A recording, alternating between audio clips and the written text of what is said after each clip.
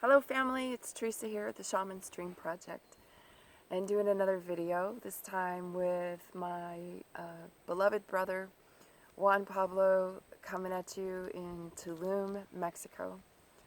Juan Pablo is an amazing healer, and he's also a scholar and an inventor, and he's a lot of things. So he's a pretty impressive guy, and one of the things that I believe he can share with us today is some wisdom with regards to what I like to refer to as Caesar's calendar of fake time. And he can give us some background on the real calendar, the original way that we accounted for time. And bear with us as we swat the mosquitoes, because we're in a like a really, we're in the middle of the jungle. Yeah. And I'm sure the mosquitoes have the COVID, so we have to be really careful. So okay, all joking aside, I'll let my brother Juan Pablo take it away. Go ahead, Juan Pablo. Tell us what you know about the 1320 calendar and all that. Okay, I was born in another part of the world, but I live here in Tulum, in the Mayan territory, the Mayan land. Because here the Mayans have a lot of different kind of calendars. All these calendars bring us the possibility for connecting with the nature, for connecting with our nature, and and all the nature that is around here.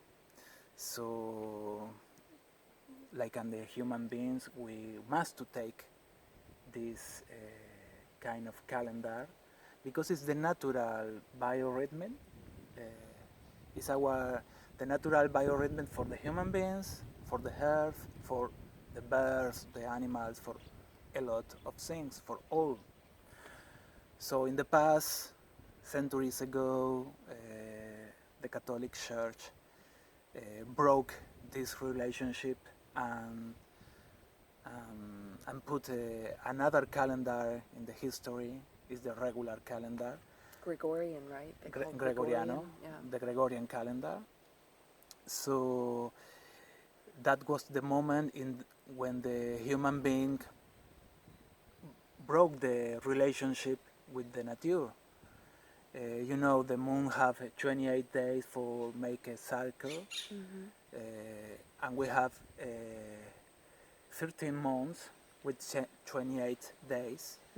This is the most perfect calendar. Include like 2 years ago, the NASA. How do you say in English? I say never a straight answer. NASA. NASA. Yeah. They accept this true when they say, okay, we have another planet in the solar system, and we must to use not 12, 13 months, because it's more real, is the truth. So the Mayans use this kind of calendar for thousands of years, minimum 5,000 years. So, and this was the base for the power of the civilization. Now, when you say the base of the power of the civilization, we were kind of talking earlier that if you break things down into like the divinity of the divine feminine and the divine masculine and that which they give birth to, or the Holy Trinity, which is within each one of us, when we follow the moon calendar, we're more closely in tune with Mother Earth and nature, right? And Mother Earth is represented by the divine feminine, or that first pillar in the Holy Trinity.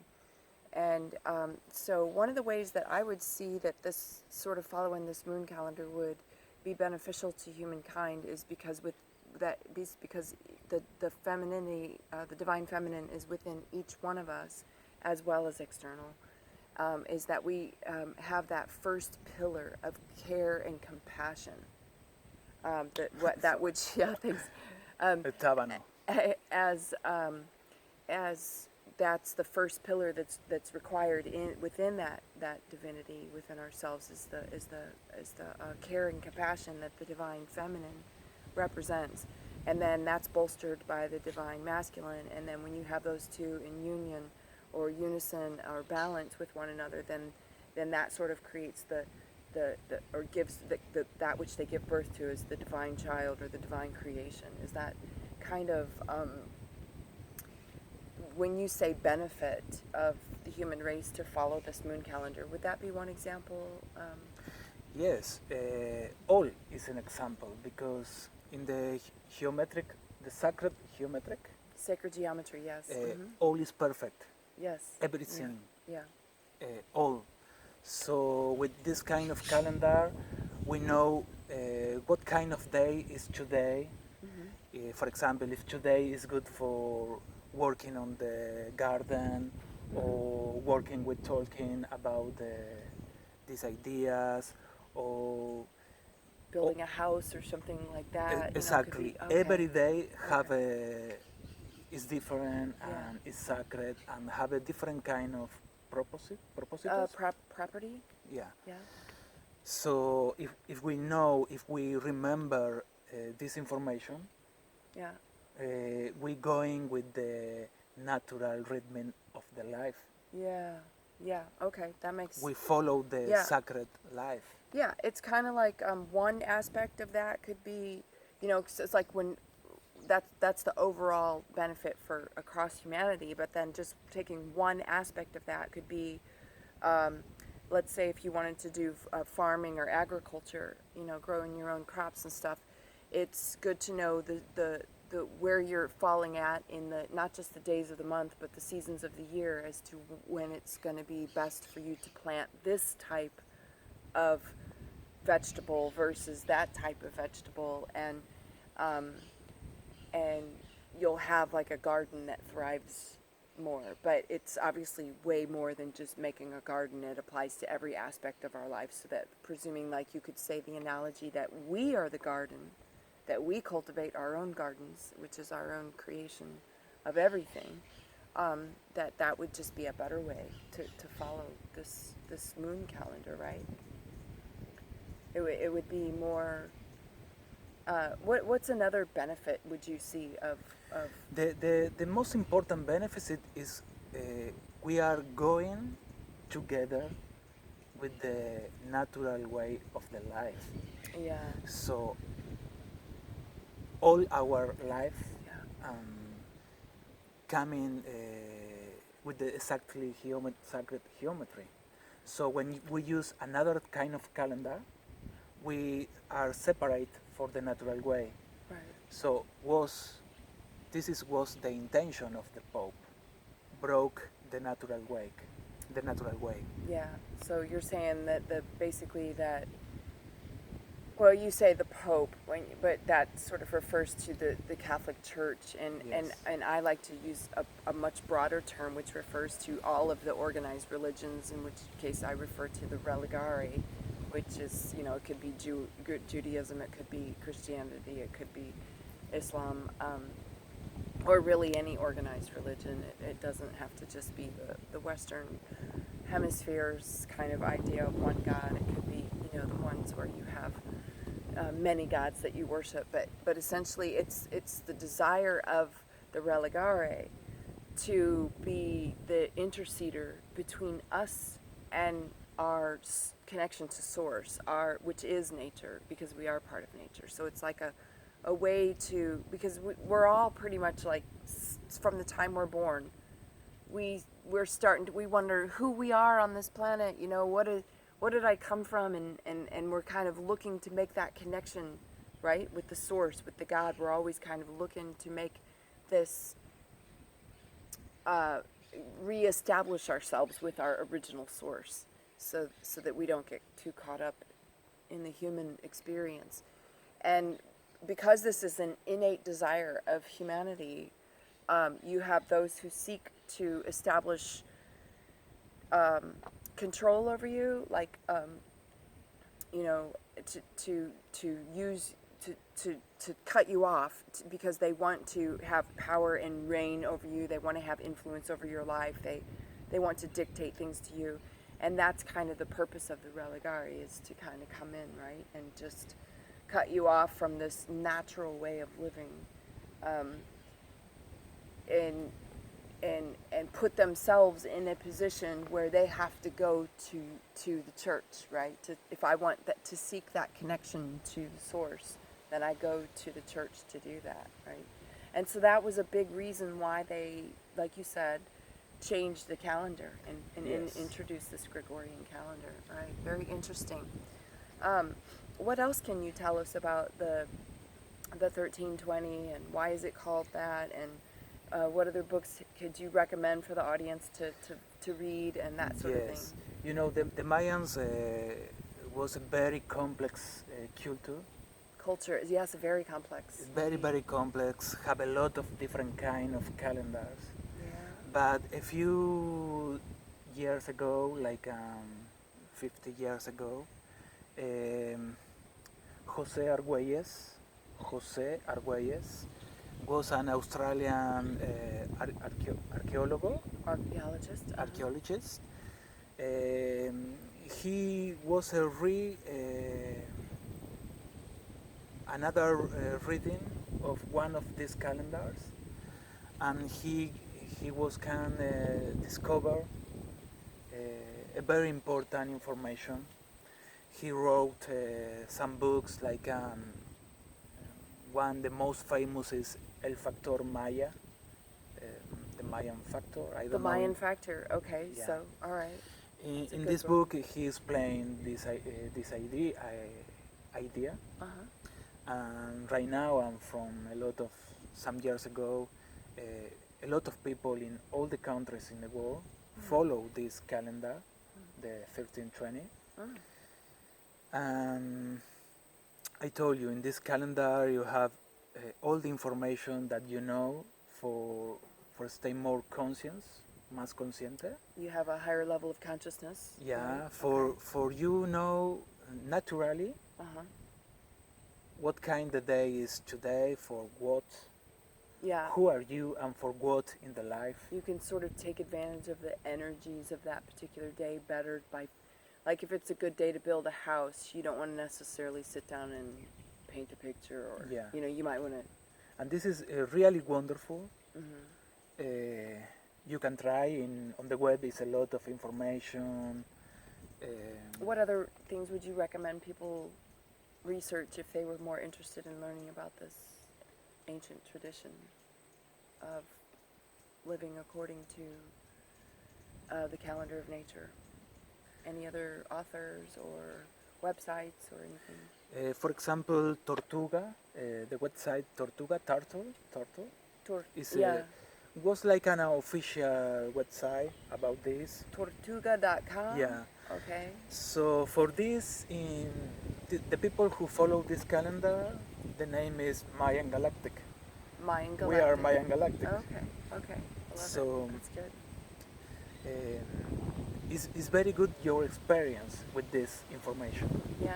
For first you can read, but when you see when that information is really true, Yeah. it's really perfect. And you put it into practical use, right? For first time I was no too much a lot of years ago when for first time I found this information. Mm-hmm. In the first times I no understand, but when I read every day for what was that day, and when I see my activity in that day, mi mandíbula se cayó. My jaw dropped. I was really very surprised. Okay. Very, very surprised, that's because open for you the feeling that you are God too. Yeah. Okay. Yeah. That's very true. So in a way, basically, you could sum that up by saying that when we think and walk and talk and act in accordance with nature, we're more in alignment with our source, and we can basically feel more connected to source. Sure. Yeah. Okay. Sure. That's awesome. You know feel more alone. You feel Right. that all are Yeah. with you and you with all. Yeah. Mayan says in Lakech, In alaken. Oh wow.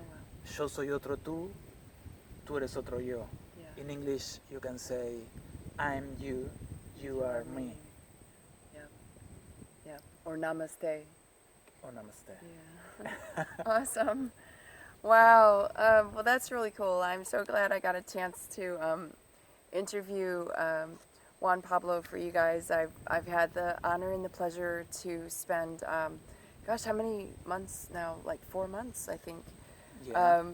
Once a week, he's doing like reflexology and biomagnetic therapies, and he's also got his own line of natural products like bug repellent, and which we sure could use some of that right now, and the deodorant, which is all natural, no chemicals, no preservatives. He sells that right here in Tulum. It's called Bee Prana, right? Viprana, yeah. Beprana. So if you're ever in Tulum, have a look at Juan Pablo's stuff. He sells it in the stores here, and you can also buy it from him individually. If he has any websites or anything like that you'd like to Yes. share, then Yes. we'll just mention those, and then and scribble them to me later so I can put them in the show notes, please. And if you want to tell your audience if there's any websites that you want to share with anybody, like www.beprana.com or something, I don't know. Do you have anything like that? On Facebook. On Facebook? Yeah, Okay. on Facebook. On Facebook, and they just type in Bee Prana? Viprana, deodorant, organic. I don't remember exactly. The page. But if they type in Bee Prana, they should be able to find it, right? My most famous product is a deodorant. Organic, simple, very effective, and that deodorant have the quality of remember to you a lot of things, because it's the deodorant that use the human being for thousand of years. My mission is with the products, with the therapies, is put in activity your memory, your ancestral memory, for healing, for living better. Love it. That's amazing. Wow, how blessed am my family. I've been Excuse hanging me out for with my this English. guy. No, his English is much better than my Spanish, right? Yes. So, well, that's wonderful. Thank you for taking the time to share your wisdom with everybody today, and in Lakesh. In Lakesh, Alaken. Alaken. Thank you to you, Teresa, for all that you bring for helping the people. Thank you very much. It's my honor. Thank you. Okay, family, that's it for today. Ciao for now.